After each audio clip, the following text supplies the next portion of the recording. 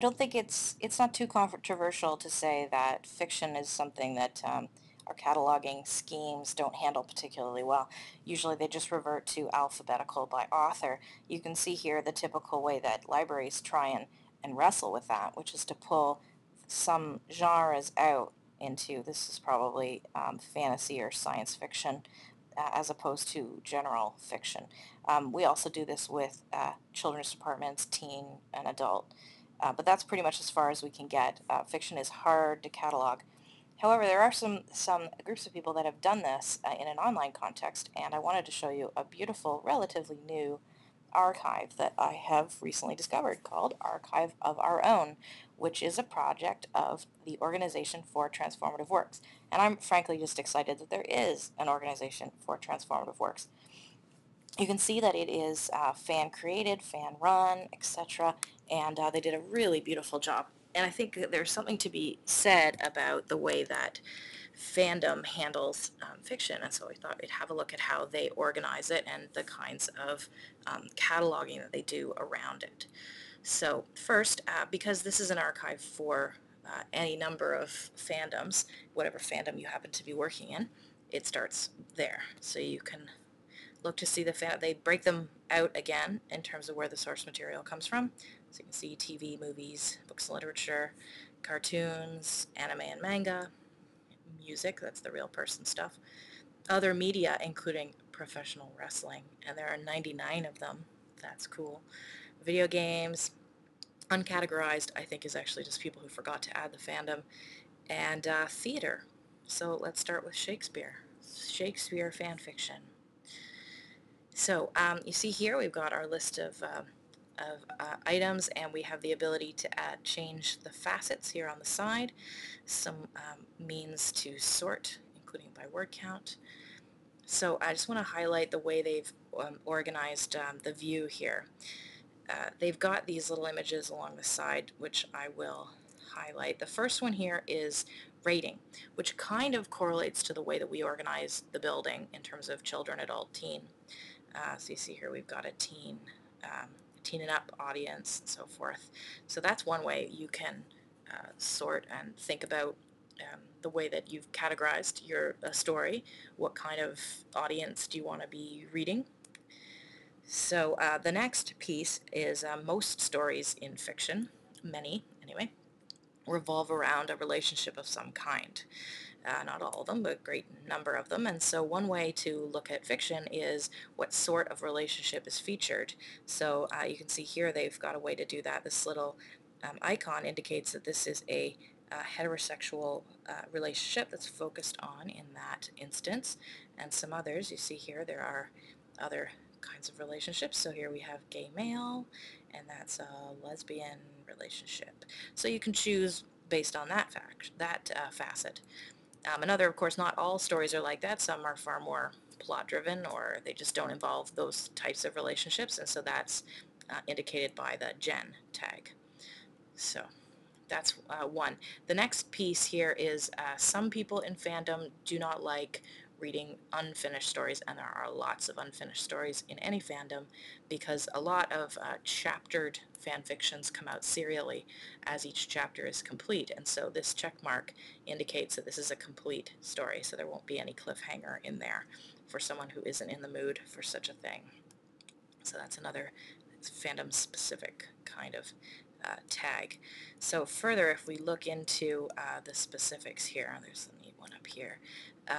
I'll get into warnings in a moment, but you have the ability to indicate who's the relationship between, because if you know who these characters are, you can get a sense of, which you will in a fandom context. You can indicate, well, I'm interested in, this relationship, but not this, or I'm not sure I'm ready to see this. You can sort of see before you dive into the story exactly what you're in for.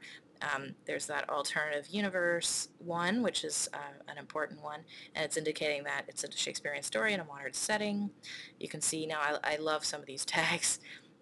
I'm sure no one's looking, well, possibly they are, but nobody's probably going to search for Eurovision, but that gives you a sense of what this story is about and what this author is like. So then we have a summary that's like back of the book blurb. We can see how many words the story is, so you can go by length if you want a long story, you want to read a short story. If it's in a collection, we can see which one, we can see how many hits it's had, and this is a relatively new archive, so, and the date that it was added to the archive. You see we can also search by author, so sort of doing a little bit of what a library does, but a bit different as well. So I want to take you through a little bit what this is going to look like from the writer's perspective as well. So let's see here. This is the form that you'd use to post the story. So you see I've got the ratings, and these are the archive warnings. So these are things, I don't believe these are legal. I think this has to do with what fandom usually wants to be warned about. So if a major character is going to die, you can sort of decide if you want to go into that or not. You know, if there's a lot of violence, you may not be into that. The non-consensual activity, which takes up a lot of modern literature anyway, but so that's triggering to many people, so you can just decide not to read that kind of thing. And the underage, anybody under the age of 18 involved in, you know, a mature situation, then you'd be warned about that as well. Here, see, we can add fandoms, and notice there's an S on fandoms, so you can actually indicate multiple, which would be a crossover, bringing characters from one world into another world and, you know, creating a story that way. And that would show up under both fandoms. The categories which we've talked about here. And if there are pairings, you'd list them here. Any additional characters that are in the story that aren't necessarily in a pairing, you can list here. So if someone really likes to read about one particular character, they can search by that. Any additional tags where things get kind of fun and interesting. Now here, this is just the interface for how the author is adding the actual work. So here's the title. I like that they added this ability to indicate co-authors, summary, notes at the beginning and end of the story, so that you can thank your beta reader or your editor, which is the same thing. So if it's part of a challenge, which is a common fandom activity to have challenges to write to a certain pairing or using a phrase or to a particular image or something like that, so you can see a whole collection at once, gives the story some context, as does the recipient if this piece of work was written as a gift for someone. That's important context as well. They included the ability to indicate that it's a remix or a translation or inspired by another work of fan fiction, which is kind of cool. It indicates whether there's a series, so that's like a series of novels that you would know about in regular fiction, and the ability to have multiple chapters. There are very many fandom novels out there, so that accounts for a lot of what's in here. Publication date, some privacy settings, and this is where the author would add text in either HTML or in rich text. So that's part of what they've done here.